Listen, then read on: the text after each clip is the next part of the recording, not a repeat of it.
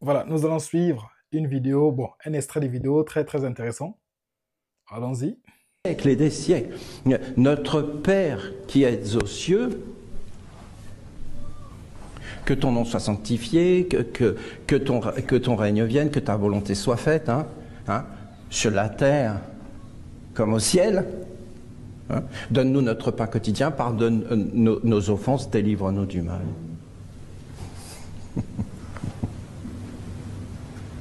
C'est le Christ qui a inventé cette prière. Elle est là. C'est pas possible, Olivier, tu racontes n'importe quoi. Mais elle est là. Mais tu racontes n'importe quoi. Allez voir les égyptologues.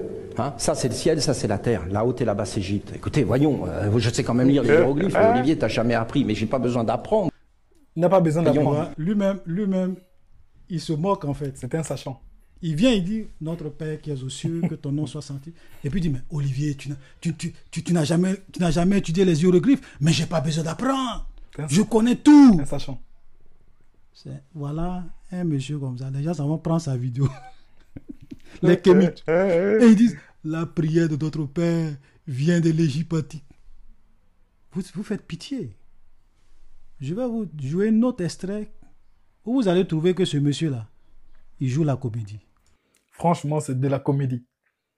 Voilà, même lorsqu'on aimerait infuser certaines idées pour élever l'hégémonie, je ne dirais pas l'hégémonie de la race noire, mais plutôt de l'Égypte antique, parce que dire race noire, ce serait vraiment mépriser cette race-là.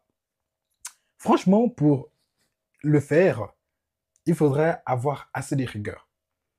Il faudrait que dans notre démarche intellectuelle, on soit rigoureux. Mais les personnes qui, ça et là, vont piocher une vidéo sur YouTube d'une personne qui ne connaissent ni d'Adam ni d'Ève et diront que voici, il a eu le plagiat, tout ça. Les personnes qui n'ont pas lu et qui vont affirmer de telles âneries. Tout ça, pourquoi? Parce que nous sommes des frustrés. Parce que nous sommes des frustrés. Voilà, c'est tout. Nous sommes des frustrés, nous sommes des fanatiques. Ah non, hein. Voici pourquoi ne donnez pas raison à Senghor qui a dit la raison est hélène et l'émotion est nègre. Non. L'homme est un être doté des raisons. Descartes a dit le bon sens est la chose du monde à mieux partager. Personne n'est exclu. Donc, faisons preuve de notre bon sens. Ne rejetons pas parce qu'on n'est pas d'accord, c'est pas la politique. Mais pourtant, c'est les mêmes personnes qui vont dire que oui, il faut être logique, vous êtes aliéné, mais les gens qui parlent d'aliénation ne font pas une preuve de démarcation dans ce qui concerne le raisonnement, la logique. Et ce sont les mêmes qui vont dire que Pythagore a plagié le théorème que l'on appelle théorème de Pythagore. Le carré de l'hypoténuse est égal à la somme des carrés des deux autres côtés. Non.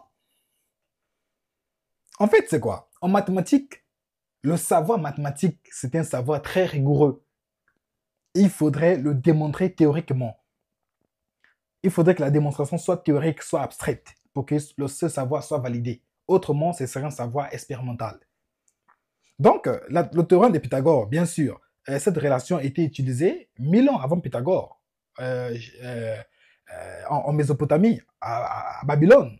C'était utilisé. Les Égyptiens aussi l'utilisaient, mais de manière empirique, de manière expérimentale, et non pas comme étant un savoir théorique, comme un savoir, comme une relation qui avait été démontrée.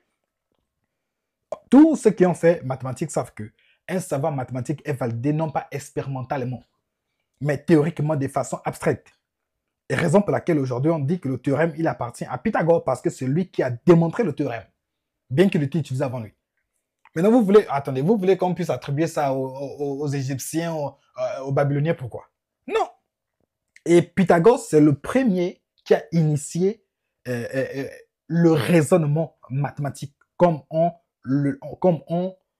l'entend aujourd'hui. Respecter de telles personnes. Et après, il y a eu Euclide qui est venu avec la géométrie euclidienne.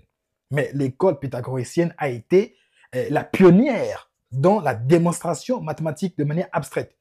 Voilà, donc ayez de la déférence pour ce genre de personnes. Et je vous en prie, je vous en supplie, ne laissez pas l'émotion dominer sur votre raison.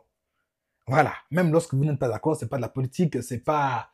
voilà. Voilà. Nous ne sommes pas dans un pouvoir autocratique ou parce que on aimerait inventer quelques néologismes, en l'occurrence le kémitisme, que l'on va subitement, en raison de nos sentiments qui ont été frélatés, mépriser le prochain, le prendre pour un chien, pour je ne sais quoi.